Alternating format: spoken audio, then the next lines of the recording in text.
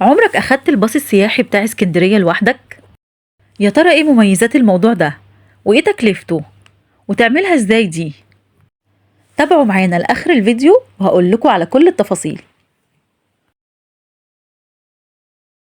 السلام عليكم. هاخدكم معايا النهاردة في رحلة ممتعة جدا، هنلف فيها كورنيش اسكندرية بالكامل عن طريق الباص السياحي في اسكندرية أو الأتوبيس الدورين زي ما هو مشهور، واللي الحقيقة إنه من أمتع التجارب اللي ممكن تعيشها في اسكندرية، سواء كنت اسكندراني وعايز تخرج خروجة رايقة، أو كنت من زوار اسكندرية وعايز تتفرج عليها من مكان عالي نسبيا زي الباص السياحي.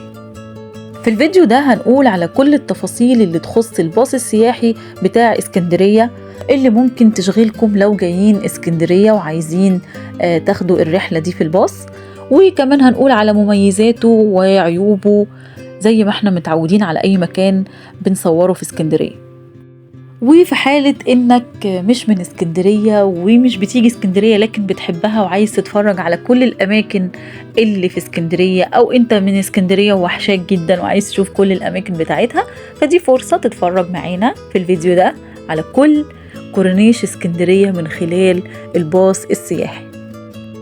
مبدئيا أنا هقول لكم رأيي في الرحلة إن هي كانت ممتعة جدا ورايقة جدا، خصوصا إن وقت ما ركبناه كان بعد الشتاء، يعني كانت الدنيا بتشتي في اسكندرية وخلص الشتاء وركبنا الباص، فطبعا الوقت اللي بعد الشتاء في اسكندرية ده بتبقى اسكندرية ساحرة، حقيقي بتبقى ساحرة، سواء بقى من شكل المية اللي لسه على الطريق دي، أو من شكل المباني اللي اتغسلت بعد نزول مية الشتاء عليها، أو من شكل السحابات اللي اتفرقت من بعد ما كانت مغيمة خالص.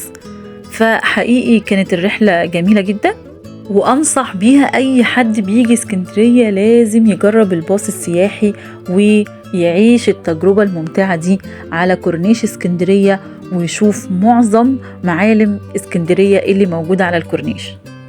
رحلة الباص السياحي عادة بتبدأ من قدام بوابة المنتزه زي ما انتوا شفتوا كده زي ما ركبنا، ده أول الباص السياحي.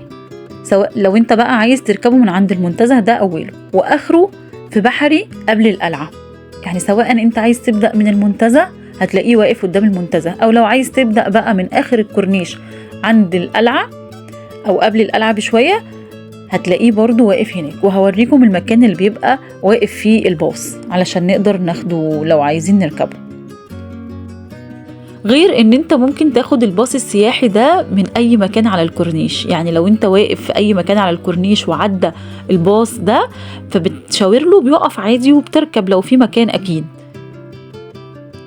بس طبعا ما بتاخدش الرحلة من أولها، يعني مثلا لو انت في العصافرة، لو انت في جليم، لو انت في مثلا في محطة الرمل وكان معدي عادي بتشاور له وبيقف. بالنسبة لسعر التذكرة، تذكرته دلوقتي ب30 جنيه، زمان كان تقريبا مش عارفة كان ب12 جنيه وب15 جنيه وحاجات كده، حاليا وصل ل30. واحنا في اليوم ده من حظنا ان برغم من كانت الدنيا بتشتي لكن ما كانش الجو بارد قوي، فطبعا كانت الرحلة بالنسبة للباص السياحي كانت مناسبة. لكن بقى لو اسكندرية في الجو بتاعها اللي هو البرد بتاع الشتاء ده وبتاع درجات بقى الحرارة المعروفة في اسكندرية، ما انصحش اكيد حد ان هو يركبه، لان هو زي ما انتوا شفتوا مفتوح كله من فوق، مفيش يعني اي ازاز او مفيش اي مكان مقفول، فبيبقى الهواء شديد جدا فوق لو الدنيا برد او لو في رياح شديدة، ما انصحش حد بيه اكيد. اما لو كنا في الشتاء بس الجو حلو زي اليوم اللي صورنا فيه ده فتمام، او لو طبعا في الصيف فهيبقى احلى لانك هتستمتع بهوا الكورنيش من جوه الباص لان الباص طبعا مفتوح. وهنا معديين من على كوبري 45 في منطقة العصافرة، وشوفوا جمال الكوبري بقى والممرات بتاعة الكوبري من على الباص الدورين، طبعا شكل مختلف عن ما هتركب بقى مشروع او هتركب عربية، وهنا بتحس بالاختلاف. طبعا هتحس انك لأول مرة بتشوف الكورنيش بالجمال ده او بالشكل ده، لان طبعا انت بتشوف من مكان عالي فبتشوف الصورة كاملة، ودي من أكتر مميزات الباص السياحي، إن هو بيديك صورة بانورامية لكل الأماكن اللي بتعدي عليها. أكيد لو راكب عربية عادية مش هتقدر تشوف المنظر ده بالشكل ده. وده برضو هيوصلنا لميزة حلوة قوي في الباص السياحي، انك لو كنت من عشاق التصوير او بتحب تاخد صور فوتوغرافية او صور للذكرى لو انت جاي اسكندرية زيارة، فالباص السياحي ده احسن فرصة تخليك تاخد صور تجنن. هيبقى يعني بص بقى وراك المنظر كله كامل، او اي منظر هيعجبك وانت معدي او وانت ماشي بالباص السياحي هتقدر تتصور وتاخد المنظر كله في الخلفية. وما تقلقوش من ناحية هزة الصورة، لان الباص مش بيتعدى سرعة 60 كيلو متر في الساعة، يعني بيمشي بسرعة بطيئة إلى حد ما، لأن هو فسحة، يعني هو مش ماشي طريق سريع عايز يخلصه يعني. وبالنسبة لوقت الرحلة بتستغرق من نص ساعة لساعة إلا ربع بالكتير جدا يعني. وهنا مش هطول عليكم وهقول لكم ازاي أخدنا الباص كده كله فاضي ومفيش حد غيرنا. والحقيقة ان دي كانت منتهى الصدفة، يعني احنا رحنا عشان نركبوا الباص، فكان لسه في باص طالع وكان خلاص يعني كامل العدد، والمفروض ان ما بين كل باص والتاني بيقعد تقريبا بينتظر ربع ساعة. يعني كان الباص طالع تقريبا كانت الساعة 1:15 واحنا طلعنا 1 بالظبط. هو سواق الباص نفسه قال لنا كده، يعني ما تخافوش مش هتنتظروا كتير، احنا كل ربع ساعة بيطلع باص، سواء في حد او مفيش حد. فانت بقى يبقى من حظك بقى لو انت ركبت زينا كده وما كانش في حد لمدة ربع ساعة هتطلع بقى الرحلة خصوصي. يعني احنا كنا طول الوقت حاسين ان احنا واخدين الباص لوحدنا، احنا محاسبين عليه كله. واقول لكم على حاجة بقى كانت موجودة في الباص السياحي ده من فترة، لكن حاليا للأسف مش موجودة. زمان لو انت كنت هتركب الباص السياحي ده، خصوصا لو هتركبه من عند القلعة واخر رحلته طبعا عند المنتزه زي ما انتوا شفتوا، كان زمان الباص السياحي ده بيدخل كمان المنتزه وبياخد لفة كده في المنتزه، بيلف المنتزه كله وانت جوه الباص بتشوف كمان المنتزه، يعني غير انك عديت على الكورنيش كله فانت كمان دخلت المنتزه واتفرجت عليه، وبعدين بيطلع بقى وبتبقى دي نهاية الرحلة. لكن حاليا دلوقتي للأسف ده ما بقاش موجود في الباص السياحي. هنا وصلنا لمنطقة جليم تحديدا عند سان ستيفانو، والمنطقة اللي انتوا شايفينها الخضرة دي كلها دي منطقة خاصة بسان ستيفانو وفندق الفور سيزون، يعني مش هتقدر تشوفها برضو لو انت معدي في اي وقت غير بالباص السياحي.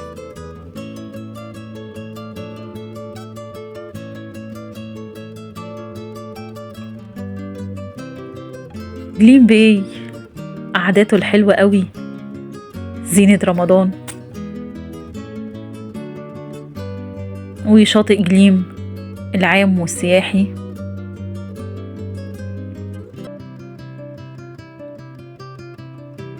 منطقة جليم دي أنا صورت لكم منها كتير جدا، وده لأنها من أكتر الأماكن المميزة على كورنيش اسكندرية، واللي بيميزها هو وجود طيور النورس على الشاطئ فيها أو على البحر فيها بأعداد كبيرة.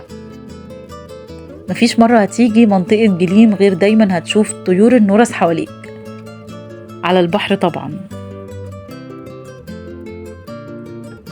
هنا وصلنا لستانلي والمشروع الجديد اللي بيتعمل على البحر في ستانلي. هو غالبا هيبقى فندق، يعني اعتقد ان هو هيبقى شبه قوي فندق سان رايز.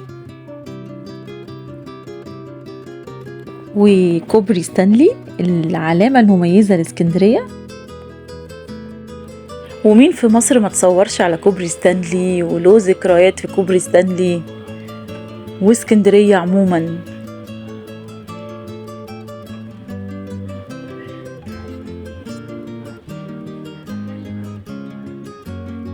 يعني اسكندرية هي المحافظة الوحيدة اللي مش مقتصرة بس على أهلها، أو إن هي مش بتاعة الاسكندرانية بس. اسكندرية هي المحافظة اللي بيشترك فيها كل المصريين أو كل أهل مصر، محدش ملوش ذكريات في اسكندرية، محدش ما أخدش صور مثلا في كوبري ستانلي ولا في المنتزه ولا في القلعة ولا في شوارع اسكندرية عموما من أهل المحافظات التانية. وإن كانت اسكندرية مشهورة بإنها عروس البحر المتوسط، فأنا بالنسبة لي إن اسكندرية دي هي دلوعة المحافظات، يعني دلوعة مصر كلها، أو إن اسكندرية دي البونبونية بتاعة المحافظات المصرية. ده طبعا بسبب جمالها وسحرها اللي يخطف القلوب ويعلق أي حد بيجي اسكندرية بيها، خليه يرجع يزورها تاني وتالت ورابع. لو هتكلم عن جمال اسكندرية مش هيقضيني فيديو أو 2 أو 3، بس الحقيقة إن النهاردة كمان يعني الفيديو بيتكلم عن نفسه وجمال اسكندرية بيتكلم عن نفسه. وهنا وصلنا لسيدي جابر والكافيهات الجديدة اللي على البحر في سيدي جابر، اللي أبرزها بوينت 6، ولينا أكتر من فيديو صورناه في بوينت 6، وبصراحة هو لقى إعجاب ناس كتير جدا، لأنه حقيقي مكان يعني جديد ومميز، فكرة جديدة. مزوق بقى ده مجمع مطاعم وكافيهات جوه البحر، والحقيقة ان انا بحب قوي فكرة مجمع الكافيهات اللي جوه البحر اللي بشكل طولي كده زي زوق. احسن بقى مثلا من كل كام متر كده نمشيهم نلاقي كافيه زي مثلا ويف او الكافيهات اللي زيه بالعرض كده، فبتمنع رؤية البحر.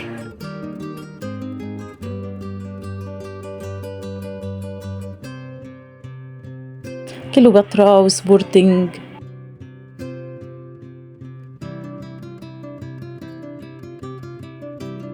والبحر وجماله. ما كلمتكمش النهاردة على السحابات وجمالها وشكل البحر ولونه وجماله، سبحان الله وبحمده. مناظر تجبرك تذكر ربنا وتتفكر في جمال خلقه وإبداعه في خلقه، يعني مش هنقول غير سبحان الله وبحمده، سبحان الله العظيم.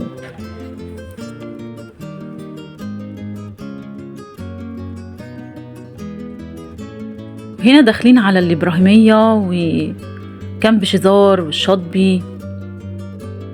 ولو حقيقي انت من عشاق بقى رؤية الأمواج الحلوة قوي اللي شكلها فعلا يجنن، تعالى هنا في الشاطبي وكامب شيزار والأماكن اللي هي على البحر المفتوح دي، وهتشوف بقى أحلى مناظر للموج مع شكل البحر والسحاب والسماء، يعني مش عايزة أوصف لكم.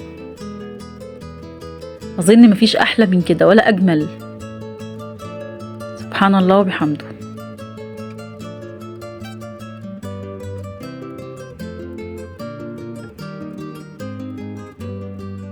معظم الأماكن اللي عدينا عليها حاليا على البحر دي صورنا منها فيديوهات كتير. لو حابين تشوفوا الفيديوهات دي منفصلة ممكن ترجعوا للقناة وتشوفوا كل فيديو منفصل لوحده. صورنا من سيدي جابر ومن كيلوباترا ومن سبورتنج ومن الشاطبي ومن قدام مكتبة اسكندرية ومحطة الرمل، كل الأماكن دي صورنا منها وليها فيديوهات منفصلة على القناة. وطبعا مش محتاجة اقول لكم لو وصلتوا معايا لحد هنا في الفيديو ما تنسوش تعملوا لايك للفيديو واشتراك في القناة عشان يوصلكم مني كل جديد.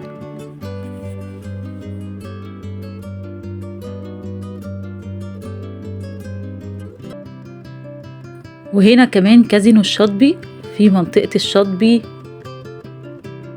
وده كمان علامة مميزة على كورنيش اسكندرية من زمان قوي، وكازينو الشاطبي موجود. بالنسبة للناس اللي بتسأل يعني هو كازينو فعلا بمعنى كازينو، لأ، هو مجمع مطاعم وكافيهات، وزمان كان في قاعة أفراح كانوا بيعملوا فيه أفراح، لكن حاليا لأ.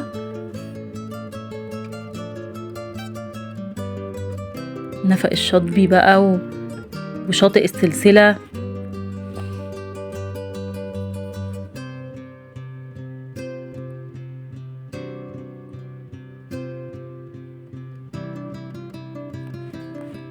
مكتبة اسكندرية وجمالها.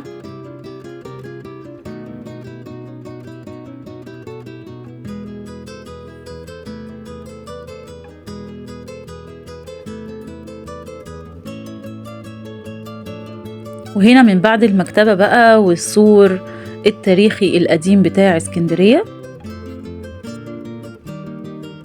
كده بقى عدينا سوتر والقائد إبراهيم. هندخل على محطة الرمل والمنشية، كل الأماكن دي بيعديك عليها الباص السياحي. وادي القلعة هي برضو باينة من بعيد. وكده احنا خلاص بقى في نهاية الرحلة بتاعة الباص السياحي. أتمنى إن تكون الرحلة عجبتكم والفيديو عجبكم، واوعوا تفوتوا رحلة الباص السياحي لما تيجوا اسكندرية. آخر لقطة هوريها لكم في الفيديو المكان اللي تقدروا تركبوا منه الباص السياحي من بحري، لأنه زمان كان بيركن عند القلعة، عند دخلة القلعة. دلوقتي لأ، بيركن بقى في شارع كده جانبي على ايدك الشمال لو انت بنفس الاتجاه اللي احنا بنصور منه. بس وبكده يكون خلص الفيديو بتاعنا في رحلة للباص السياحي على كورنيش اسكندرية. وانتظرونا في فيديوهات جاية كتير من اسكندرية وأماكن اسكندرية.